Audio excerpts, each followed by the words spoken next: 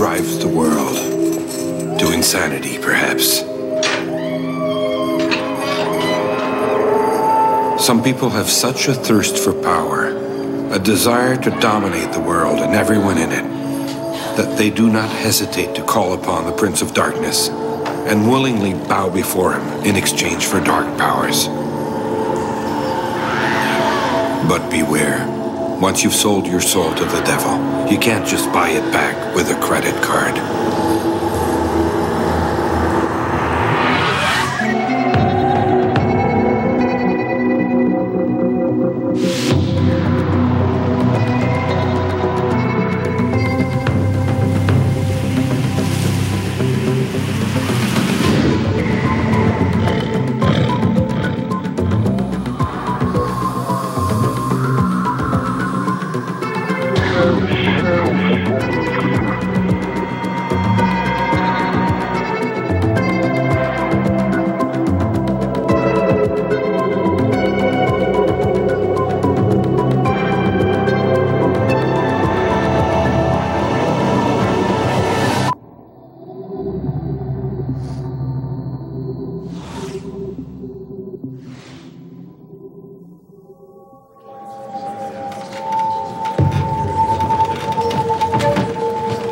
In the courtroom, people were pushing and shoving to get a front row seat.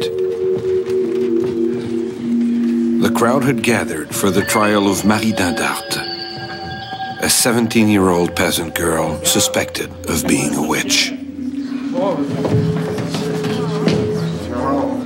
The young woman was dragged before the court. At the judge's signal, the prison guard approached the accused. With a sudden gesture, he ripped off her dress. The young woman modestly held on to a piece of the garment. But her back was fully exposed, right down to her buttocks, under the curious gaze of the onlookers. The judge rose. He slowly approached the accused in a theatrical manner. A strange, perverse light shone in his eyes. He lightly brushed the young woman's skin, momentarily enjoying this forbidden caress. Then he turned and addressed the crowd. Look there, the mark of the devil. With his bent finger, he pointed to a birthmark on the young woman's back, extending down to the curve of her spine. Who dared to deny that this was proof of the devil's presence here on earth? The judge turned towards the prison guard. There was no doubt that in his mind, this woman was a witch.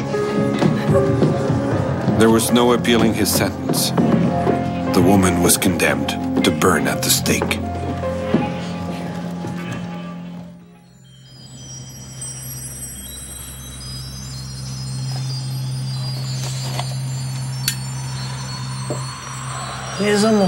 Humans have always tried to take charge of their own destiny. To achieve this, some have gone so far as calling on the forces of darkness. Whether it's witchcraft or Satanism, isn't magic just make-believe anyway?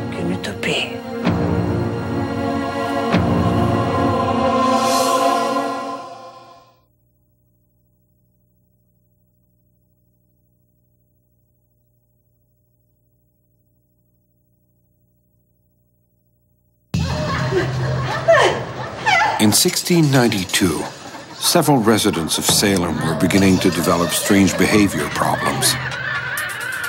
Some were suffering from sporadic convulsions and would blabber incoherently, making crude and blasphemous remarks. Others claimed to be pricked by invisible needles. The matter was becoming disturbing, particularly since one of the victims was the daughter of Reverend Samuel Parris, the most influential man in Salem. It wasn't long before the devil was blamed for these woes. A witch hunt began. Officials sought out the devil's agents living in Salem. In the months that followed, at least 141 people were arrested for practicing witchcraft. In August of 1992, 15-year-old Dora Siropoulou went for a drive with Dimitra Marietti. They drove to an abandoned factory on the outskirts of Athens, where they were met by Asimakis Katsoulas and Manos Dimitrokalis. The teenage girl was aware that the three individuals belonged to a 20-member satanic cult. Once at the factory, under the pretext of initiating Siropoulou into the group, Katsoulas and Dimitrokalis led the teenage girl into the abandoned building.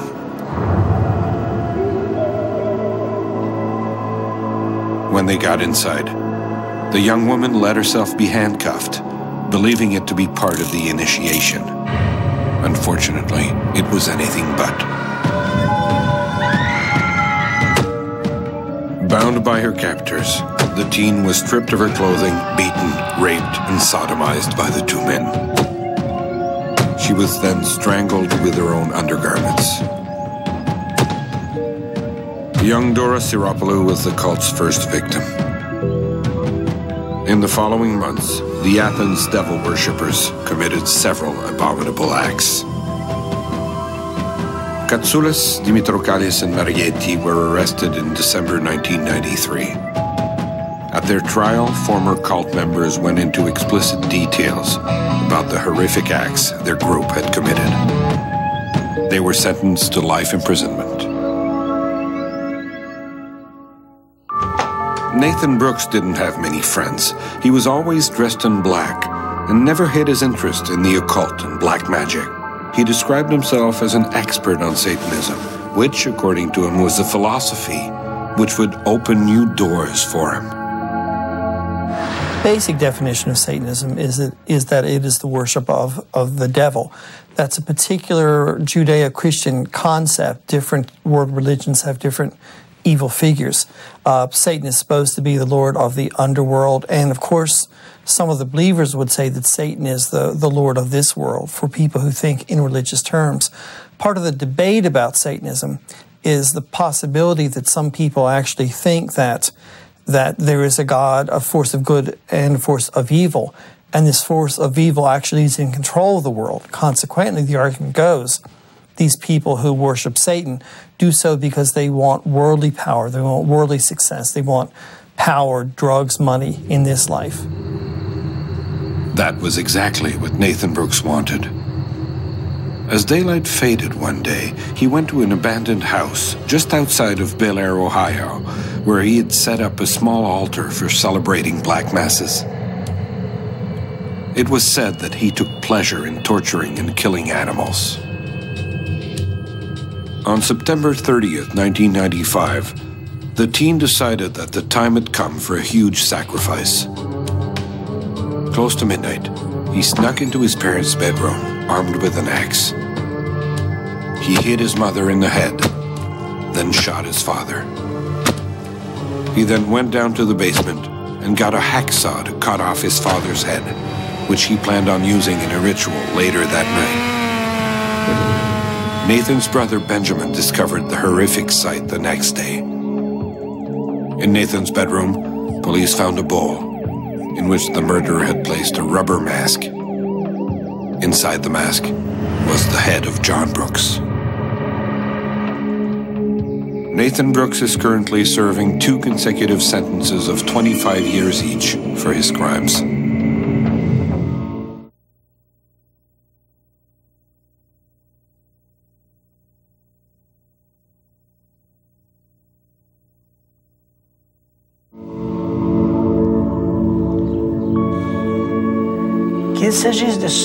Whether it be witchcraft or Satanism, the common denominator is the devil.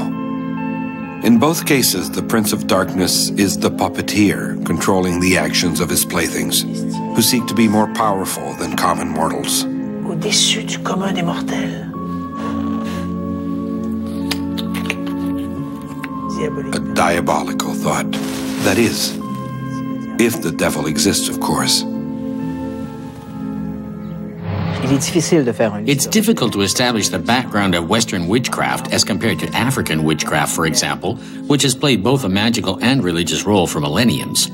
What makes it hard is the fact that witchcraft has been inspired by many different pagan religions through which the practitioners believe they can control or at least influence the forces of nature.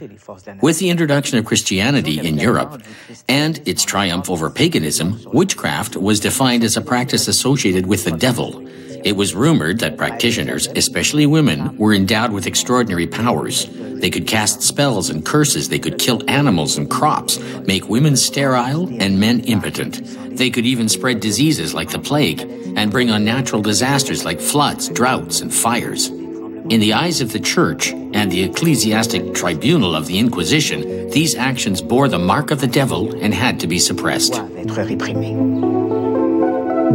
In the 15th century, both secular and religious authorities condemned the crime of witchcraft. Being in cahoots with the devil was heresy, and the all-powerful Catholic Church had decreed that heresy was a crime punishable by death. What we need to fully understand about the Inquisition is the fact that it was a reaction by the Church to deviant behavior. If we look at history, there was the Inquisition against the Catharists, against the Vaudois, and the famous witch hunt where the witches were accused of heresy. So the Church saw things that it perceived as parallel to what it was doing, and it wanted to impose its own doctrine within these groups, within the entire Catholic population. So it intervened, harshly of course, within these so-called heretic groups. To fix the problem, the solution was to eliminate these deviants in a manner that was often drastic. In 1486, Dominican inquisitors published The Witch Hammer, a guidebook for inquisitors in their battle against witchcraft. From the author's perspective, women were the devil's main instrument, experts in the art of temptation. These daughters of Eve carried with them the stigma of the original sin. They were the devil in the flesh and were destined for no good. Why did the Church persecute women so relentlessly? Why did the Church decide that women were the evil witches to be hunted down? This is a key element of the witch hunt era. Obviously, the answer can be found in theology. If we take a look at theological texts like Genesis, if you take it literally, it says that woman committed the first sin, gave into the temptations of the devil. It says so, right there in the Bible. And that biblical passage was the driving force behind the entire witch hunt. Women were the most likely to seek an affiliation with the devil. As the witch hammer inspired other works along the same lines, the witch hunt continued in full force. Trials abounded everywhere. In France and Germany, the condemned were burned at the stake, while England chose to hang witches in the public square. Bestowed with the power of the Church, inquisitors had unstoppable rights, including the right to question, in other words, torture, suspects. The accused would admit to sacrificing children and attending black masses led by the devil himself. Supposedly, these rituals involved devouring children and fornicating with male or female demons. All demonologists speak of eroticism, a sensual relationship with the witch, or a sensual relationship between the witch and the devil. This idea is ever present. It is the main thrust of demonologist speeches, whether they be ecclesiastic or secular. It was quite fascinating, and what we need to comprehend is that this was the first time in history that women were being seen naked in public. It was the first confrontation with the female body. Many demonologists often spoke of their admiration for the beauty of the female body. Remember, they weren't just persecuting haggardly old women, they were accusing young women, 15 to 19 years old, of being witches. If we take Pierre de Lancre, a well-known demonologist, he was filled with admiration for the beauty of the female body and would recite poems, often highly erotic in nature, as he ranted on about how evil witches were. Just like the authors of The Witch Hammer, two clerks who were also obsessed with eroticism. Women were accused of being too erotic and participating in black masses because their husbands could not satisfy them sexually. The argument was that only the devil could sexually satisfy these women. So this was the most pervading underlying theme of the witch hunt. At the end of the Middle Ages, witchcraft trials, essentially religious in nature, were transferred over to the state. The fact that Europe was continuing to be hit by epidemics and famines was a sign that the devil was still running loose, and that the Church had failed to eliminate witchcraft from the face of the earth. Now, it was the state's turn.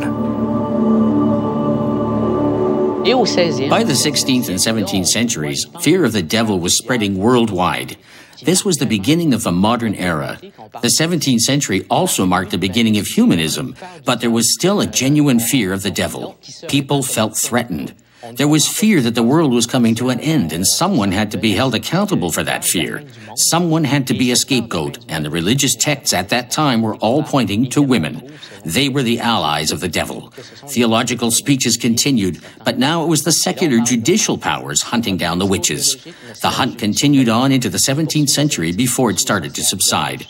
So the 16th and 17th centuries were when the witch hunt was in full swing. La grande chasse aux sorcières.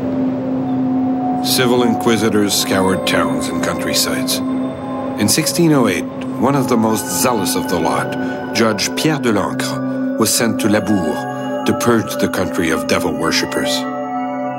In the name of Henry IV, King of France, hundreds of young, attractive peasant girls were tortured and burned at the stake. L'inquisiteur, la première chose qu'il fait avec l'aide... The first thing that the inquisitor did, with the assistance of a physician, was to strip the woman naked, shave her completely from head to toe, and look for the mark of the devil. To them, that was the first clue that she was a witch. Obviously, every person has some sort of mark on their skin if you look closely enough. But the mark could be anywhere, even in a woman's privates. So they would search the woman's body for a mark, and inevitably they would find one. The mark would confirm that the woman was a witch, that she participated in black masses, she worshipped the devil and took part in group orgies. So the mark was proof that she participated in black masses, and the belief that black masses were being held proved that she was a witch. It was a vicious cycle.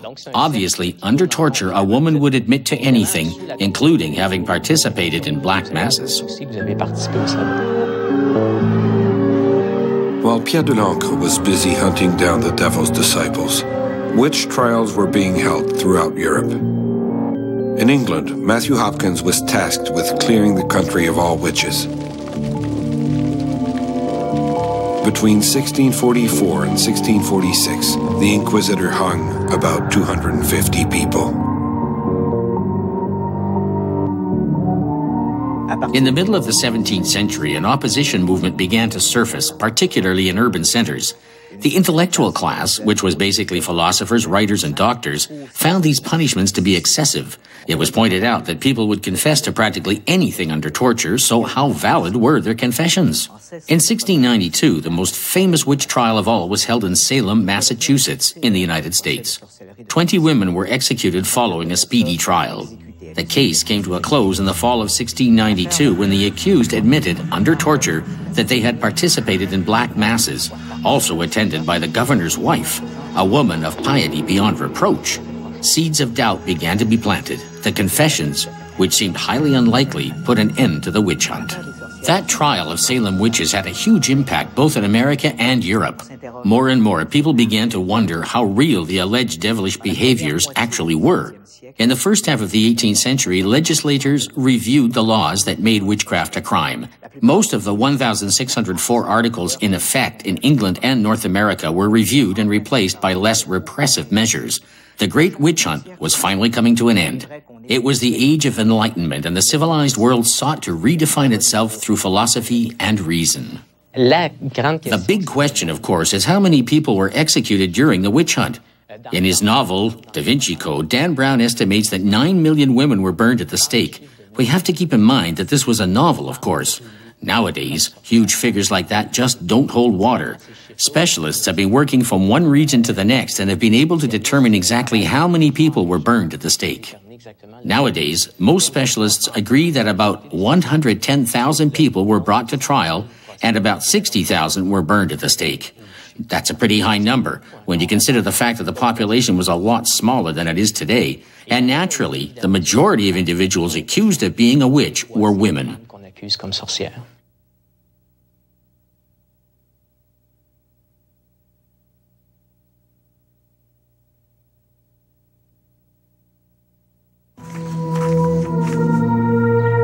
Although the end of the witch trials marked the restoral of order to a society gone astray, it did not eliminate the presence of the devil.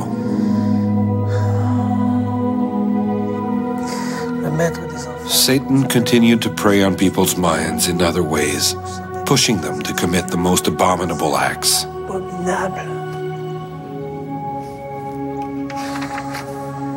Very early in the morning on April 12, 1984, a prowler broke into the luxurious home of Arthur Irwin in Scarborough, Ontario. The intruder crept silently into each room, pocketing trinkets here and there along the way. When he got to the basement, he found Irwin's shotgun. He loaded it with ammunition and went back upstairs, where he shot Joyce and Arthur Irwin in the head. Their daughter didn't get off any easier. She received a shot in the chest. The intruder then returned to the master bedroom and cut off Arthur Irwin's head. Much later that same day, the local police received a phone call from a woman. Her teenage son had told her that earlier in the day, one of his friends, Scott Mathers, had invited him on a gruesome tour of a house in Scarborough where they had seen 3 dead bodies, including a man who had been decapitated. When detectives arrived at the Irwin home, they were horrified at what they found. At that point, the victims had been dead for about 15 hours. The detectives went to Mathers' apartment to arrest the 15-year-old murderer. While he was being questioned, the young man volunteered the fact that he had gone to a shopping mall after the murders to get his ears pierced. He admitted that he worshipped the devil, and Eddie, the mascot for the rock group Iron Maiden. He was studying the Satanic Bible by Anton LaVey and had once carved a pentacle on his own abdomen. He didn't know the victims and had not intended to kill them, but once he was inside the Irwin house, he was afraid of getting caught in the act. That was when he decided to kill the entire family and cut off Arthur's head to please the devil. In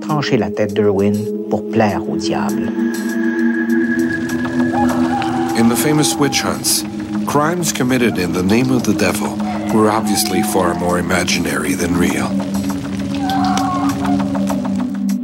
But there was nothing imaginary about the Scott Mathers case. Crimes are unfortunately quite real and fall into a distinct category: satanic crimes. In the Middle Ages and during the Renaissance period, these types of crimes were rare indeed. The 20th century changed that. In Germany, on July 6, 2001, Frank Hackett went to visit his co-worker Daniel Ruda. Ruda had invited him to a party to celebrate his recent marriage to Manuela, a young Englishwoman. The Rudas were anything but a conventional couple. They both described themselves as vampires and Satanists. Hackett had barely stepped through the door when Daniel Ruda hit him over the head with a hammer. He then took a knife and stabbed the semi-conscious clerk. He stabbed meticulously, counting each thrust until he reached 66. Manuela then took a scalpel and carved a pentacle on Hackett's lifeless abdomen. The killers also drank the victim's blood and made love less than a meter from the corpse. A few days later, German authorities searched the Ruda's apartment. The gruesome twosome had left shortly before their arrival. Police found human skulls and scalpels. In a back room, the officers found the partially decomposed body of Frank Hackett, with a scalpel still stuck in the abdomen. The Rudas were arrested a few days later. At their trial, the Rudas showed no signs of remorse. On January 31st, 2002, Daniel and Manuela Ruda were sentenced to 15 and 13 years of prison, respectively, with no chance for parole. Since the 1970s, satanic crimes have apparently been on the rise at an alarming rate. According to books written on the subject, these killers are at the top of police wanted lists, even above the terrorist threat. Michelle Remembers, it's published in 1980, and it's a fascinating memoir of a woman who claims that she observed and was abused by devil worshippers.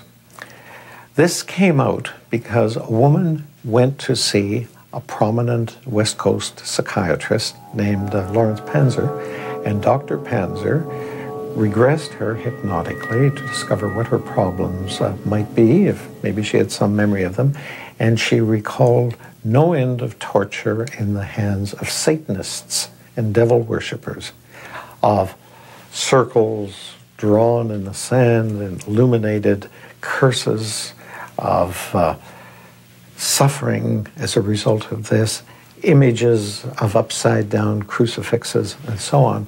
In many ways, those stories became the basis for much of the modern so-called satanic panic. Subsequently, the psychiatrist married the client, and people raised some eyebrows about that. And some independent individuals investigated aspects of the story that Michelle had claimed that appeared in the book, and concluded that those events could not have happened. They were impossible, that the events just were incorrect. The publication of Michelle Remembers resulted in a satanic panic.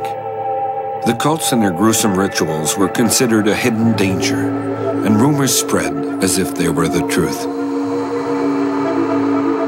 According to some religious fundamentalists, devil worshippers were everywhere, infiltrating our schools, daycare centers, multinational corporations, and even government agencies. In the 1980s, certainly into the 1990s, there were multiple allegations around the Western world, New Zealand, Australia, Canada, the US, Britain, Ireland, about ritual crimes committed in the name of Satan. And these crimes involved allegations of really horrific abuse, cannibalism, child molestation, sexual assaults, feces eating, urine drinking, animal killing, and so on and so on. These crimes in various locales were seriously investigated.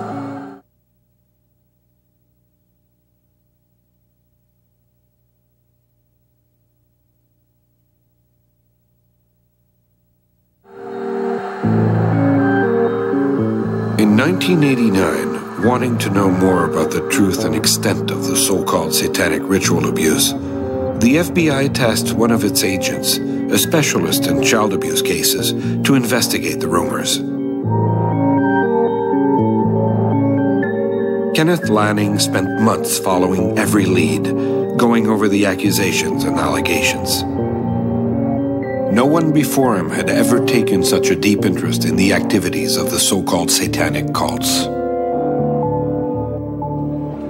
In the United States, there are two main churches that define themselves as satanic. The largest, the Church of Satan, was founded in 1966 by Anton LaVey.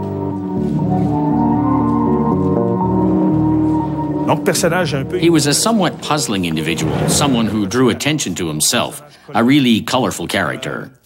He set up this so-called church back in the 1960s, where he proposed a method of personal growth based on working with an individual's sex drive. It was the time of the counterculture of the 1960s, a time ripe for sexuality, true hedonism. And here was a way to work on yourself using sexuality. He also integrated some elements that we might refer to as more philosophical in nature.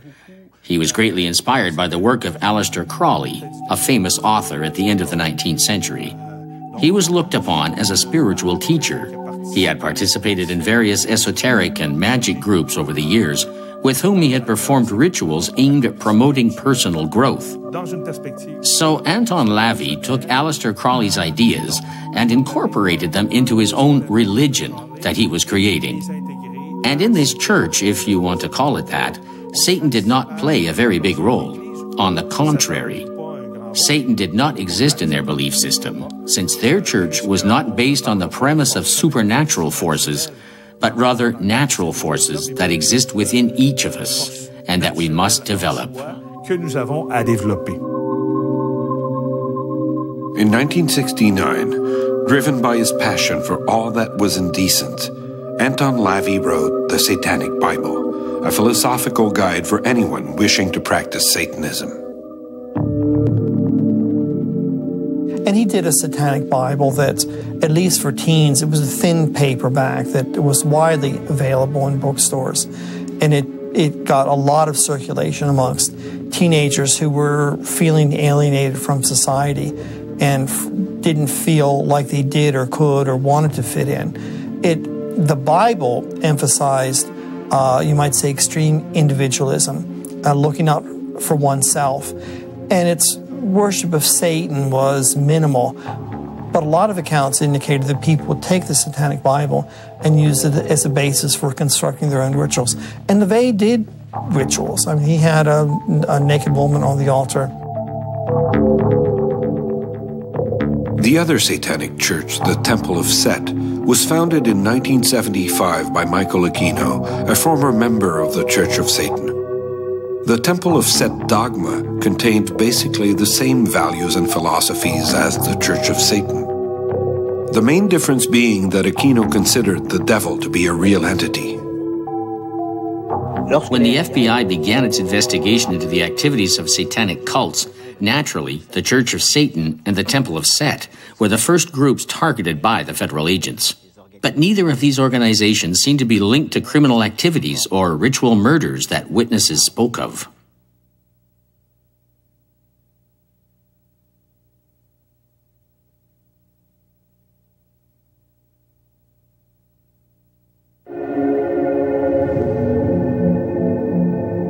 Kenneth Lanning issued his report in January 1992. The document was devastating to fundamentalists.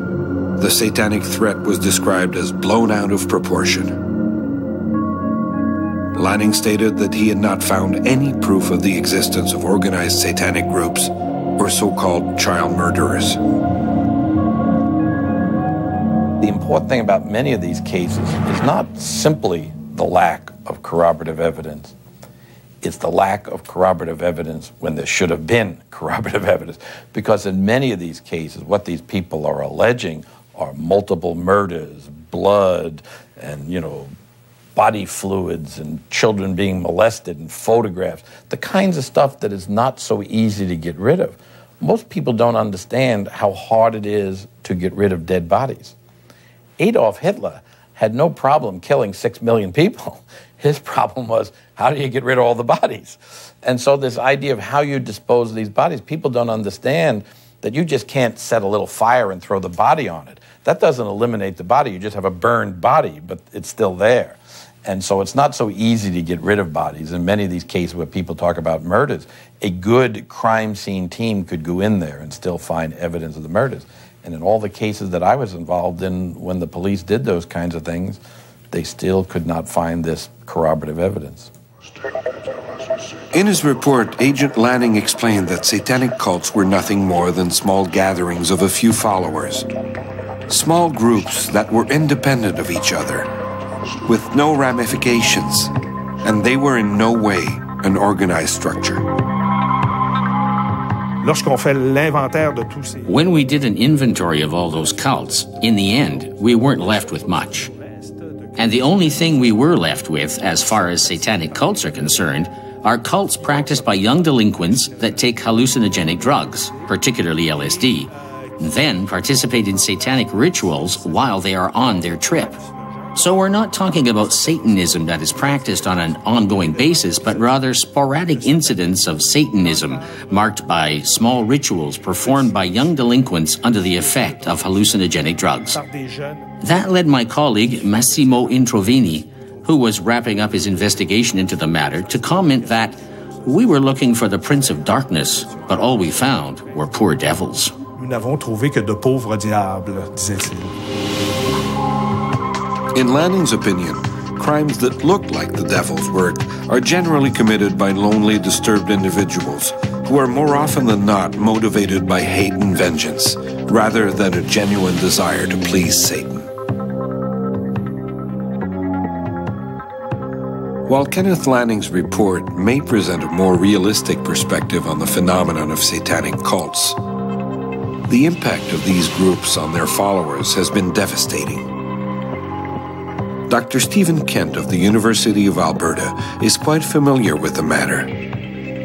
Over the past few years, he has been collaborating with authorities to investigate many aspects of satanic cults. In the cases in which I was part of investigations, working with the police, there was never enough evidence in any case to bring convictions. But in some of the cases, there were different levels of evidence, much of which confirmed basic allegations that people made. The lowest level of evidence is a personal allegation, a person saying this happened to me. Now, in part because of the allegations about Satanism, there are a lot of research got carried out about memory.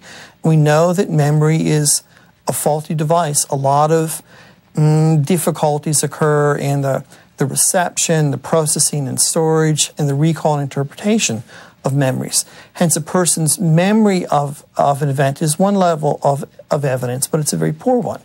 In many cases, I had corroboration from family members. Now, again, the issue might be contamination. In one particular case, however, I got corroboration by a person who was not a family member, who was involved, she said, in the same kind of rituals. In that case, it's a very bad police investigation. In one instance, a woman brought or gave me access to a hospital so I could pick up medical pictures of burns on her cervix that she claimed had been perpetrated by a satanic leader. I've got those photos. Now, we don't know how those burns occurred. They could have occurred any number of ways, but it's a level of evidence. In another case, I had multiple family members of different ages coming forward with accounts. So it's not that there was no evidence in a lot of these cases, but the evidence needed to take them to trial to lay charges was not there. Each year, hundreds of individuals gather around Stonehenge, England, every winter and summer solstice.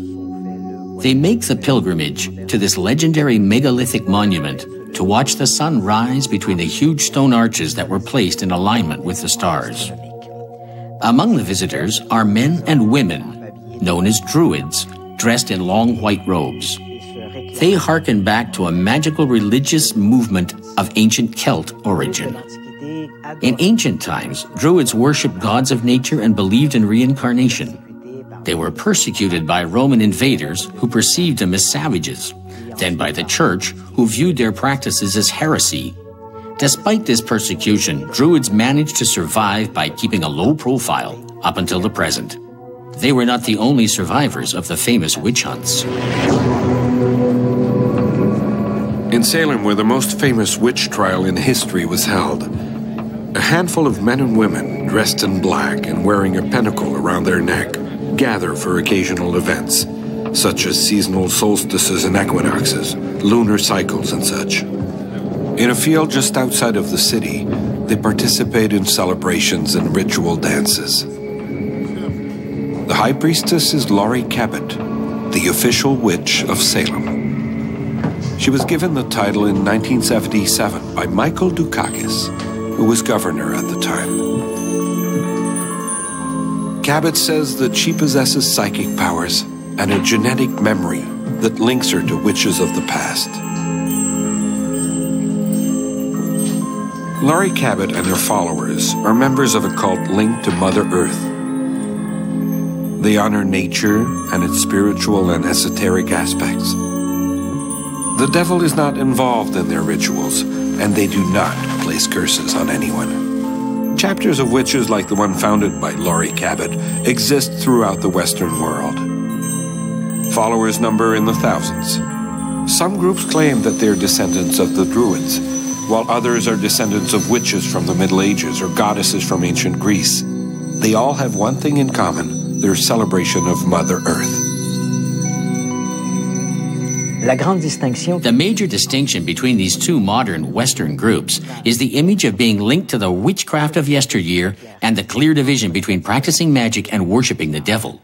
Although witches and warlocks were suspected of working with the forces of evil in the Middle Ages and the Renaissance, this affiliation with the devil no longer exists. Devil worshipping is now associated with Satanists who have no connection whatsoever with practitioners of so-called neo-pagan rituals.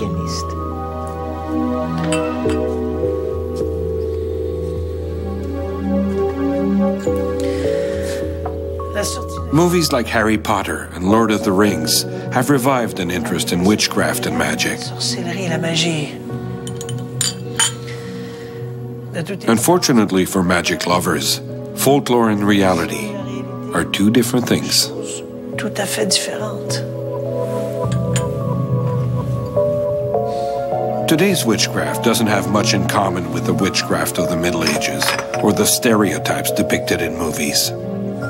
Experts in the field prefer to speak of paganism or neo-paganism rather than witchcraft.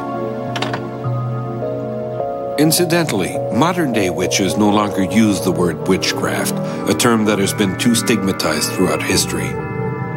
Instead, they prefer the Old English term Wicca. And practitioners themselves prefer to be called Wiccans rather than witches. Wicca is drawing on what we understand pre-Christian religion in the British Isles primarily to have been. It's polytheistic. It has many gods and goddesses instead of just God, capital G, one. Adherents are usually, there's a reverence for nature, not necessarily nature worship. Some yes, some no.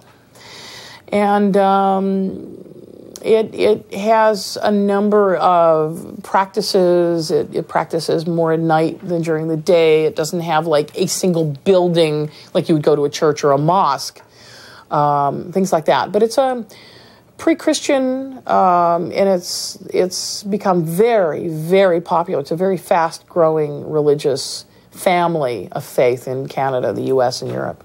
Wicca includes all of the folklore surrounding love potions and other magic potions. Over the past few years alone, there have been an incredible number of books and manuals written on white magic. These books offer recipes designed to seduce the object of your affection, get rid of people you don't want in your life, and even increase your luck. It is nearly impossible to trace the origins of the modern Wicca movement. But when you dig into the roots of this Wicca movement, one name quickly comes to mind as the promoter of modern magic: Gerald B. Gardner. Opinions on Gerald B. Gardner are far from unanimous. Several critics see him as an opportunist, a con artist. The importance of nudity in his rituals brought on the wrath of those who opposed his views. Then there are those who are far from offended by his practices and, in fact, consider him to be the father of Wicca or modern witchcraft. Either way, without this eccentric individual who is so passionate about magic and witchcraft, Wicca might not have grown so popular. What was a marginal phenomenon during Gardner's time is now a major movement practiced by thousands. Satanism, magic, and witchcraft, three words that designate above all human desire to control invisible forces in order to have the upper hand over someone else or to control the future, a combination of superstition and religion. But historically speaking, the common denominator of all these doctrines is a lot less supernatural. It boils down to one single word: fear. Women and borderline members of society have always struck fear in the hearts of the powers that be, both within the church and the state, a fear of the unknown and anyone who is different from them. In the Middle Ages, faced with the rise of matriarchal societies, the church felt the need to take action. It was dangerous to let the situation continue. Fear of the devil was real, but fear of women was much more tangible. If we take a look at today's society, are witch hunts really something of the past? When women must cover themselves from head to toe to ensure that they aren't an object of temptation despite themselves, isn't that a modern-day version of the prisons women were held in during the Middle Ages? When excision is performed on young girls to curb their sexuality, aren't the butchers nothing more than a modern-day Pierre de l'Ancre? Too often we forget that women were the victims of one of the greatest genocides in history. During the witch hunts of the Renaissance period, close to 100,000 women were burned at the stake. For centuries, the Christian world treated women as second-class citizens, persona non grata, deprived of power, which men tried to keep for themselves. Nowadays, movements like Wicca give women back their place of honor in the spiritual evolution of humanity. but it's still very little. The Catholic Church made the devil into public enemy number one. Society, the mentally ill, and terrorists have all blamed their actions on the devil. But perhaps the devil is not the real culprit, but rather an anonymous facade behind which the true villain is hiding.